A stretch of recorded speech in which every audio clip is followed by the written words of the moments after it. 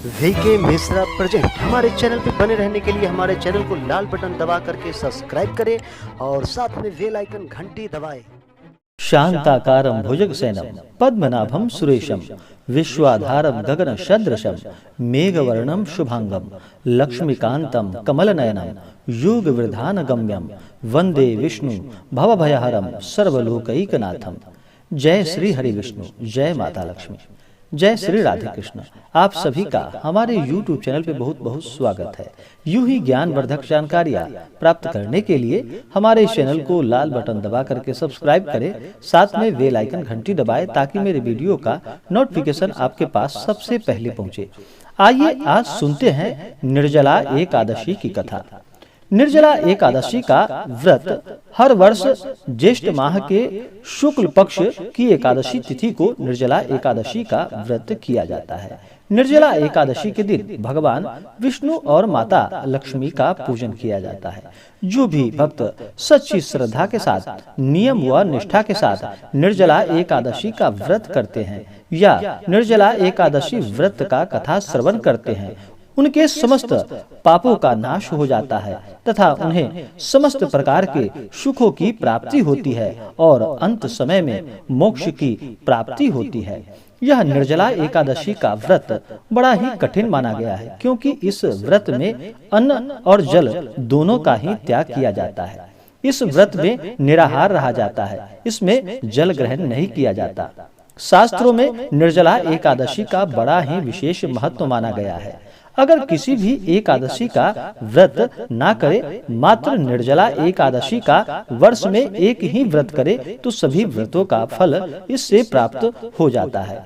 निर्जला एकादशी के दिन पूरे विधि विधान के साथ पंचोपचार या षोडशोपचार पूजन विधि के द्वारा दिन भर व्रत उपवास रहते हुए भगवान विष्णु का और माता लक्ष्मी का पूजन करे और फिर रात्रि जागरण करते हुए, कथा श्रवण करते हुए अगले दिन जाकर के सुबह स्नान करके सभी नित्य क्रियाओं से निवृत्त होकर के भगवान का पूजन करे और फिर ब्राह्मणों को दान दक्षिणा, ब्राह्मणों को भोजन कराए, उसके बाद व्रत का पारण करे। इस बार निर्जला एकादशी का व्रत 21 जून 2021 दिन सोमवार को किया जा रहा है। तो आइए सुनते हैं निर्जला एकादशी की कथा। तो बोलिए प्रेम से भगवान विष्णु की जय, माता लक्ष्मी की जय, एकादशी माता की जय। बहुत समय पहले की बात है कि एक बार भीमसेन, अर्जुन, नकुल, सहदेव और युधिष्ठिर सभी एक साथ बैठे थे। महर्षि वेद व्यास जी भी वहां बैठे थे और फिर कहने लगे। भीमसेन ने वेद व्यास जी से कहा कि हे पितामह, भ्राता युधिष्ठिर, माता कुंती, द्रौपदी, अर्जुन, नकुल और सहदेव आदि सब एकादशी का व्रत करने को कहते हैं, परंतु मैं उनसे कहता हूँ कि भाई, मैं भगवान की शक्ति पूजा आदि तो कर सकता हूँ, दान भी दे सकता हूँ, परंतु भोजन के बिना नहीं रह सकता। इस पर व्यास जी कहने लगे कि हे भीमसेन, यदि तुम नरक को बुरा और स्वर्ग को अच्छा समझते हो तो प्रति मास की दोनों एकादशियों को अन्न मत खाया करो। भीमसेन कहने लगे कि हे पितामह, मैं तो पहले ही कह चुका हूँ कि मैं भूख सहन नहीं कर सकता। यदि वर्ष भर में कोई एक ही व्रत हो तो वह मैं रख सकता हूँ, क्योंकि मेरे पेट में वृक नामक वाली जो अग्नि है, सो मैं भोजन किए बिना नहीं रह सकता। भोजन करने से वह शांत रहती है, इसलिए पूरा उपवास तो क्या, एक समय भी बिना भोजन किए रहना मेरे लिए कठिन होगा। अतः आप मुझसे कोई ऐसा व्रत बतलाइए जो कि वर्ष में केवल एक ही बार करना पड़े और मुझे स्वर्ग की प्राप्ति हो।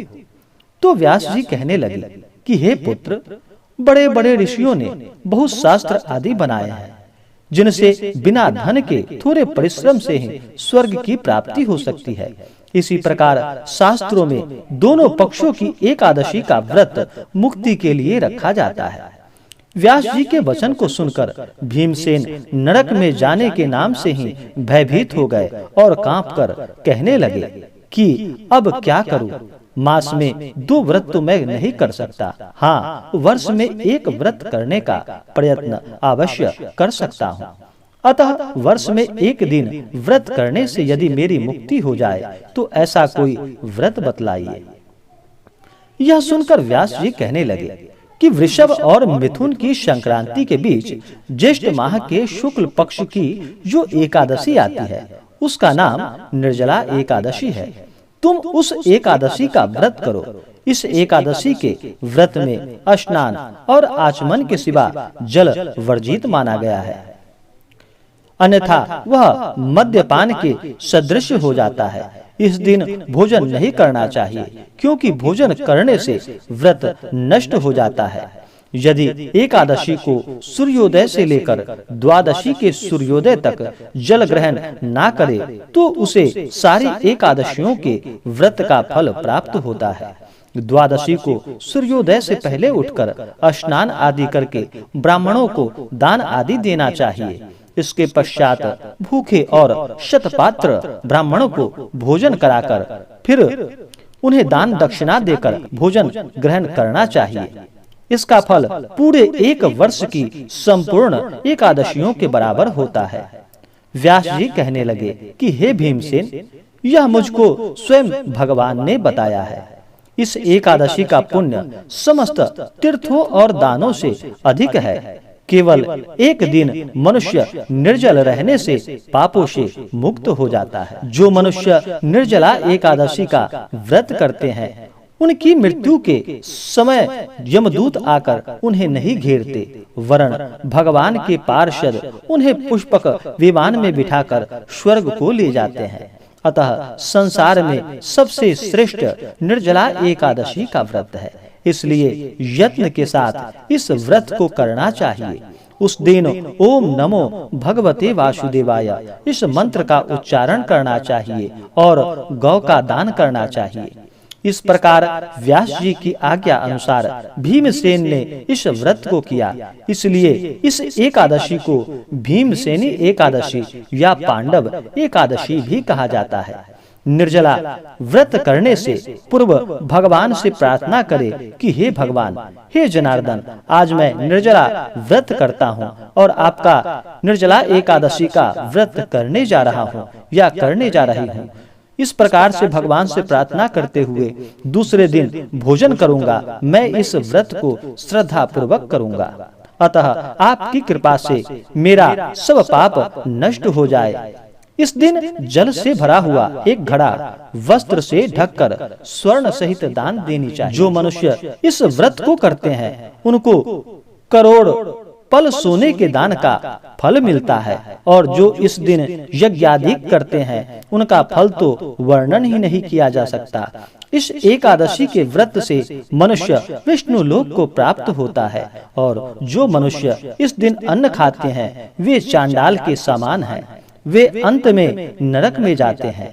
जिससे निर्जला एकादशी का व्रत किया है वह चाहे ब्रह्म हत्यारा हो, मद्यपान करता हो, चोरी की हो या गुरु के साथ द्वेष किया हो, मगर इस व्रत के प्रभाव से वह स्वर्ग को जाता है। हे कुंती पुत्र, जो पुरुष या स्त्री श्रद्धा पूर्वक इस व्रत को करते हैं उन्हें अग्नि लिखित कर्म करना चाहिए। प्रथम भगवान का पूजन, फिर गौदान, ब्राह्मणों को मिष्ठान व दक्षिणा देनी चाहिए तथा जल से भरे कलश का दान अवश्य करना चाहिए। निर्जला के दिन अन्न, वस्त्र, उपाहन यानी कि जूती आदि का दान भी करना चाहिए। और जो मनुष्य भक्ति पूर्वक इस व्रत को करते हैं या कथा को पढ़ते हैं या इस कथा को सुनते हैं उन्हें निश्चित ही स्वर्ग की प्राप्ति होती है, और उन्हें भगवान विष्णु और माता लक्ष्मी की कृपा से सभी प्रकार के सुखों की प्राप्ति होती है। तो बोलिए प्रेम से भगवान विष्णु की जय, माता लक्ष्मी की जय, एकादशी माता की जय। निर्जला एकादशी व्रत करने वाले को 10वीं की रात्रि से ही व्रत के नियम और निष्ठा का पालन करना चाहिए। 10वीं की रात्रि में शुद्ध और सात्विक भोजन ग्रहण करना चाहिए। इस दिन ब्रह्मचर्य का पालन करते हुए भगवान नाम का स्मरण करते हुए सोना चाहिए और अगले दिन एकादशी के दिन सुबह ब्रह्म मुहूर्त में उठ करके अपने सभी नित्य क्रियाओं से निवृत्त होकर के गंगा नदी या घर के जल में ही थोड़ा सा गंगा जल मिला करके स्नान करना चाहिए, शुद्ध वस्त्र धारण करना चाहिए और सबसे पहले भगवान सूर्य देव को अर्घ देना चाहिए। उसके बाद निर्जला एकादशी व्रत का संकल्प लेना चाहिए कि हे भगवान विष्णु, हे माता लक्ष्मी, आज मैं आपके निर्जला एकादशी का व्रत करने जा रही हूँ या करने जा रहा हूँ। इस प्रकार से मन में संकल्प लेते हुए दिन भर व्रत उपवास रहते हुए फिर भगवान का दो समय सुबह और शाम के वक्त भगवान विष्णु और माता लक्ष्मी का पूजन करना चाहिए। इस दिन पूजन के लिए एक अच्छा सा पवित्र जगह ले, उस जगह को अच्छे से पवित्र करके भगवान का एक चौकी लगा करके उस पे पीला वस्त्र बिछाएं और भगवान विष्णु माता लक्ष्मी का प्रतिमा या फोटो रख करके पूरे विधि विधान के साथ पंचोपचार या खोड़सोपचार पूजन विधि के द्वारा भगवान का पूजन करे। इस दिन भगवान विष्णु को सबसे पहले उनका जल से अभिषेक करे, उनके ऊपर पंचामृत चढ़ाएं, शुद्ध गंगा जल चढ़ाए, भगवान विष्णु को वस्त्र अर्पित करे, यज्ञोपवीत अर्पित करे। भगवान विष्णु को अक्षत नहीं चढ़ाया जाता, अक्षत चढ़ाने पर भगवान विष्णु क्रोधित होते हैं। तो भगवान विष्णु को इस दिन तिल, जौ, तुलसी दल भगवान को अर्पित करे। उसके बाद पुष्पों की माला भगवान विष्णु को अर्पित करे। फिर धूप और दीप दिखाएं। अपने सामर्थ्य और शक्ति के अनुसार भगवान को अनेक प्रकार का नैवेद्य अर्पित करे। फिर द्रव्य और दक्षिणा चढ़ाएं। पुंगी फल तांबूल भगवान को अर्पित करे। उसके बाद निर्जला एकादशी व्रत का कथा श्रवण करे और फिर भगवान की आरती करे। इसी प्रकार से माता का भी पूजन करे। माता को जल चढ़ाएं, वस्त्र चढ़ाएं, समस्त श्रृंगार की वस्तुएं चढ़ाएं और माता को अक्षत, चंदन, पुष्प, महिलाएं माता को सिंदूर चढ़ाएं और पुरुष माता को चंदन चढ़ाएं। फिर धूप और दीप दिखाएं, अनेक प्रकार का नैवेद्य अर्पित करे। नैवेद्य के बाद जल अर्पित करे। फिर द्रव्य और दक्षिणा चढ़ाएं, पुंगी फल तांबूल चढ़ाएं। उसके बाद पूरे विधि विधान के साथ भगवान विष्णु और माता लक्ष्मी की आरती करे। इससे अनंत गुना पुण्य फलों की प्राप्ति होती है। रात्रि में जागरण करते हुए, भजन कीर्तन करते हुए, प्रभु नाम का स्मरण चिंतन करते हुए रात्रि व्यतीत करे। इसके बाद फिर अगले दिन जा करके सुबह फिर स्नान करके शुद्ध वस्त्र धारण करे। भगवान सूर्य देव को अर्घ प्रदान करे। भगवान विष्णु माता लक्ष्मी का एक समय पूजन करके फिर ब्राह्मणों को दान और दक्षिणा प्रदान कर गरीबों को भोजन कराए और फिर व्रत का समय के अनुसार पारण करे। जो भी एकादशी का व्रत करते हैं उनको इस दिन बिल्कुल भी किसी के ऊपर क्रोध नहीं करना चाहिए, किसी के प्रति ईर्ष्या या द्वेष का भाव नहीं रखना चाहिए। अपने से बड़ों का सदा ही आदर और सम्मान करना चाहिए। महिलाओं का सदा ही सम्मान करना चाहिए। जिस घर में महिलाओं का सदा सम्मान होता है वहाँ माता स्थिर लक्ष्मी का वास होता है और माता उनके घर को धन और धान्य से भर देती है। और जहाँ भी महिलाओं का अपमान होता है वहाँ से माता लक्ष्मी रुष्ट होकर चली जाती हैं। तो महिलाओं का सदा सम्मान करे, भजन कीर्तन करते रहें, धर्म कर्म का कार्य करते रहें। इससे प्रभु भक्ति की प्राप्ति होगी और समस्त प्रकार के सुखों की प्राप्ति होगी।